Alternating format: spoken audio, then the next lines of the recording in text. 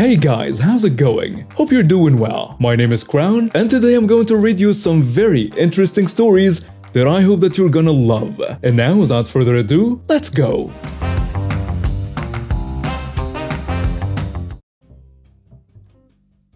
So me and my girlfriend were hanging out in this store that had a bit of everything when she decided to look for some covers for her phone. I stayed in a corridor near there looking at the tech stuff when suddenly a lady came to me. I was wearing jeans and a red polo. I guess she thought I was an employee, even though they had a blue uniform actually. Hey you, can you tell me where I can get X item? I look around for a second before looking back at her. I don't know, I don't work here. She interrupts me before I could say the magic word, I don't work here. And she says, You brown people are all the same. You don't know how to treat customers. Disgusting. The face I made as she left was priceless.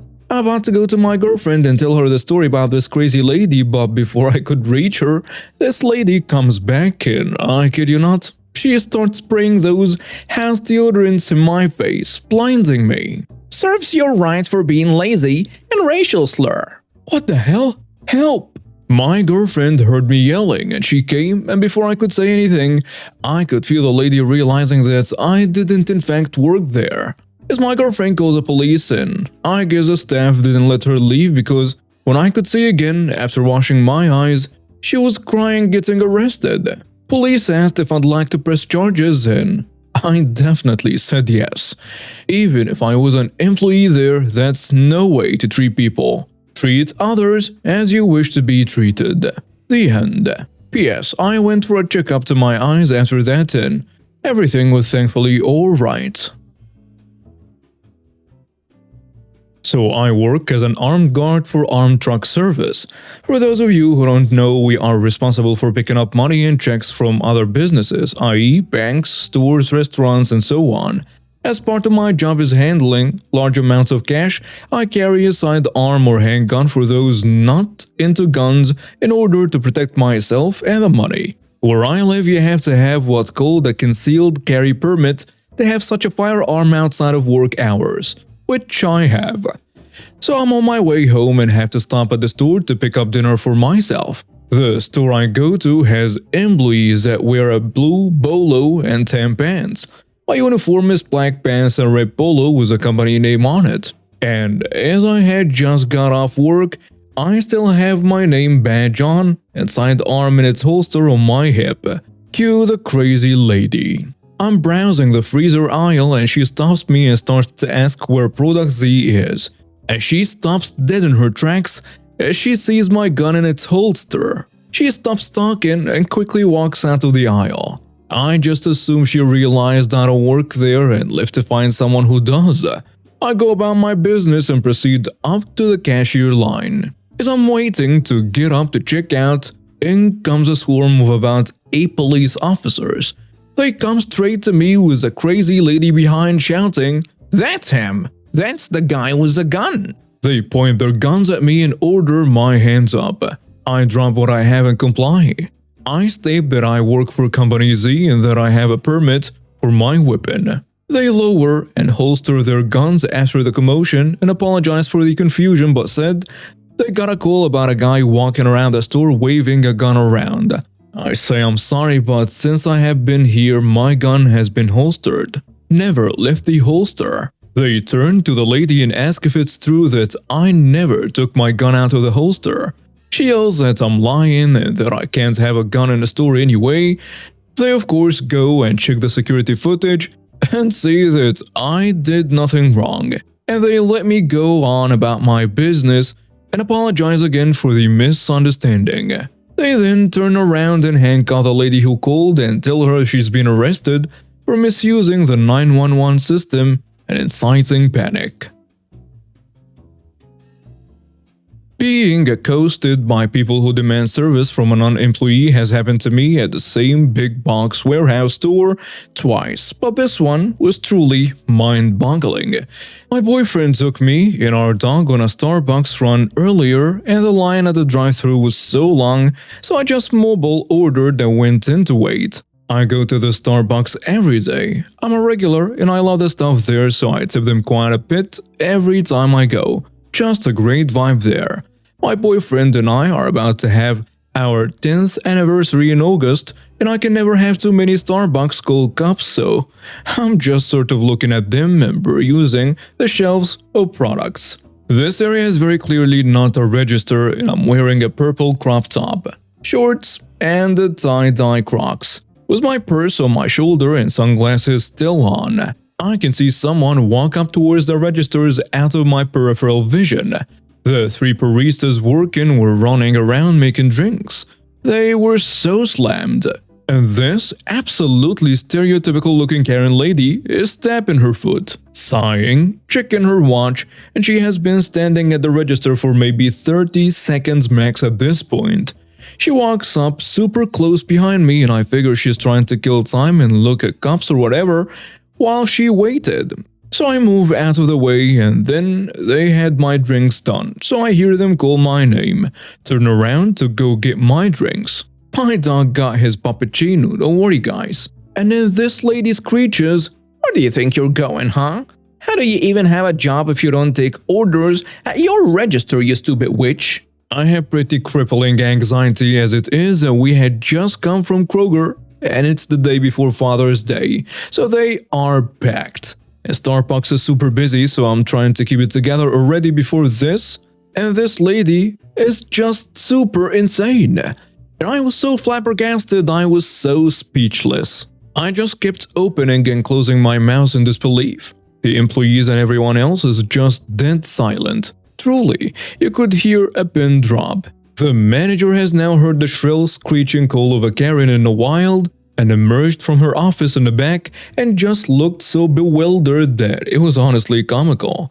She asked what happened and the Karen started in about how lazy the employees are and they need to hire more people and that she knows there is a register at the display shelf. The manager said the most iconic Karen demeaning comment I've heard so far in 32 years of living.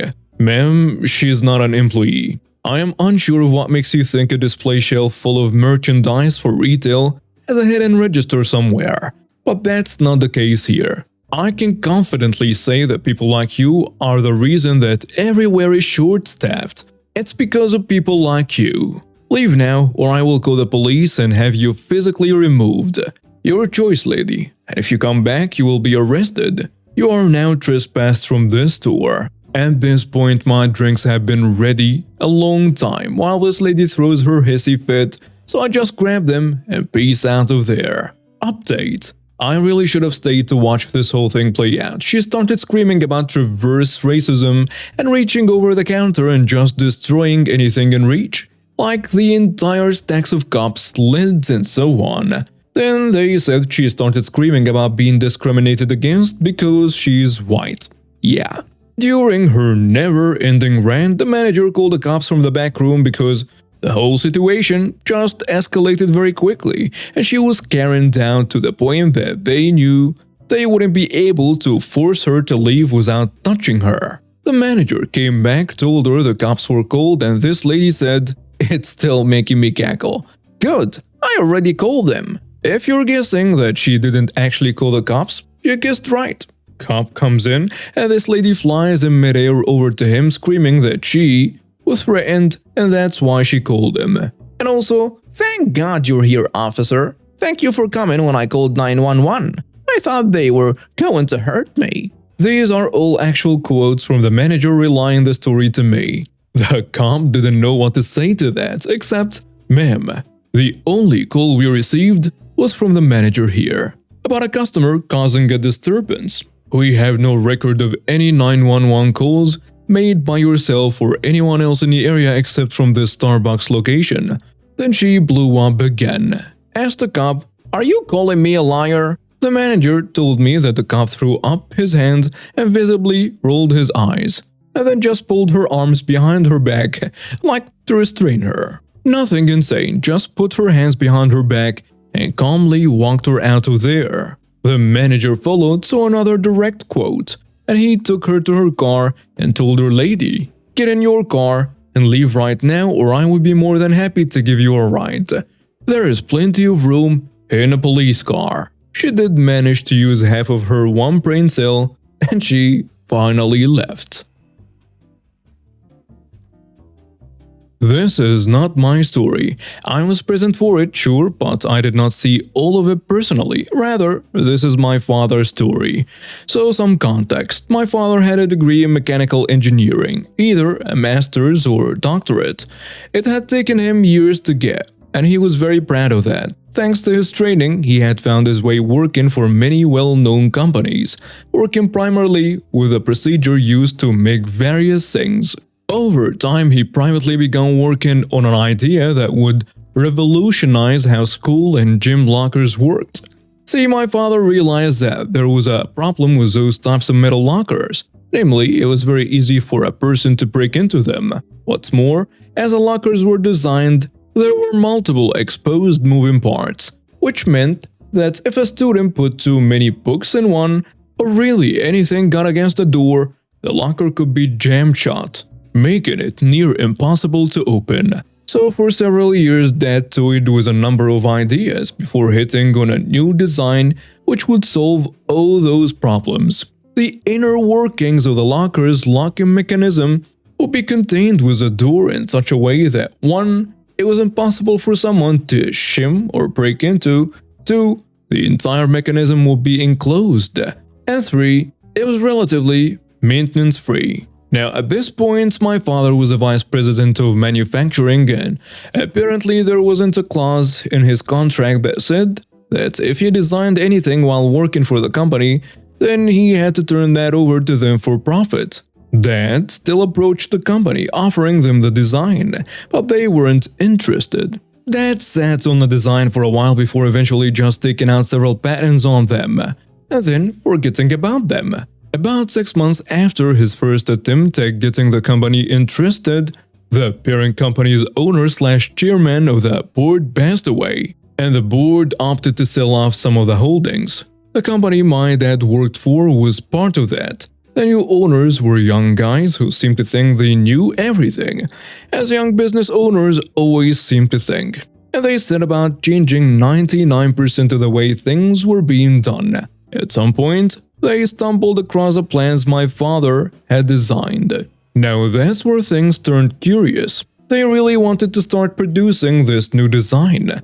But as they didn't have all the plans and processes laid out for them, they had to turn to my father for answers.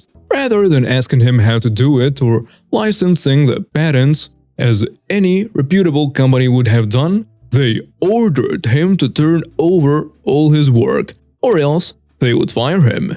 Dad stood his ground and he refused. The new owners and my father went back and forth, arguing over details for several weeks, before finally the new owners fired my father for insubordination. So, on to the revenge. There may be more to this, but I'm not entirely sure if it's just pro-revenge.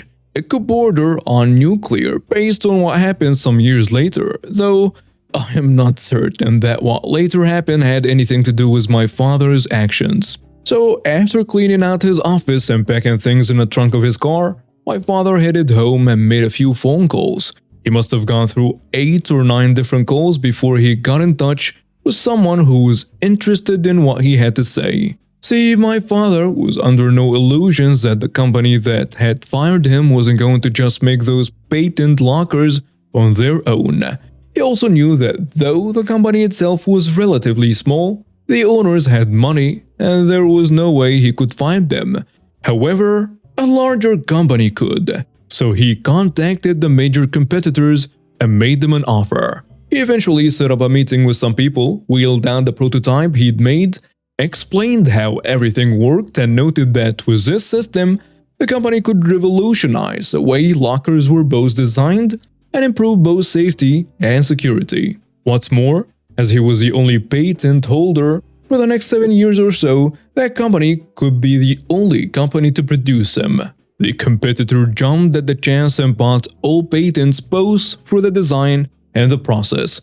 They even paid my dad a substantial consultancy fee to go out to their manufacturing site and teach their crews how to make the needed tools and die sets to produce them.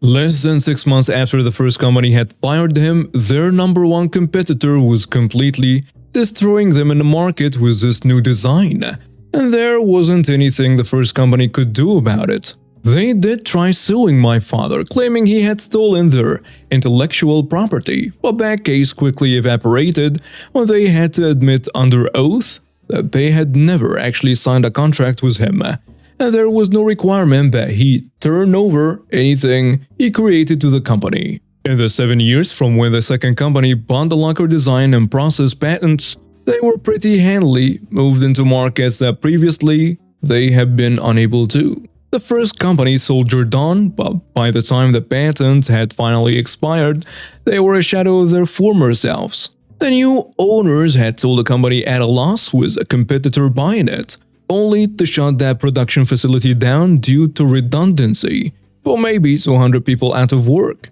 Though, given how they had lost so much business, I wager that it was far less than that. So yeah, the new guys don't want to play ball. Threaten the guy that holds a patent on something they want to do, and then fire him, only to have him take everything to their competitor and effectively put them out of business. Edit. To answer some of the questions that have arisen. 1. You don't know what his degree level was? Well, my father and I had a difficult relationship. There are very few good memories I have of him. And it wasn't until shortly before his death in 2007 from a stroke that I really started to connect with him.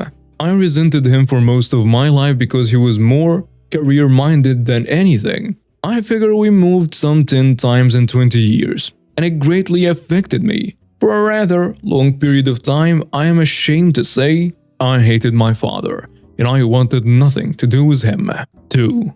He must have ended up wealthy. Not really. Any money that Dad earned off his little endeavor was lost after an incident that left him disabled. Medical bills being what they are, by the end of it, we were pretty much broke. 3. Patents last 20 years. Design patents don't. They last 14. But the courts have historically sided with companies infringing on design patents after 7 years, so long as the infringing company develops their own method to produce whatever design is being used and modifies or changes it. 4. What company was this? I can't tell you that. 5. Any variations of how did the new owners not know? That answer is pure speculation on my part. However, I got the impression that the owners were in their mid to late 20s and trying to act like investors. The company was on offer relatively cheap from what I know, but had a rather long history in the manufacturing field. And now we have reached the end of today's stories. Thank you for watching and see you next time.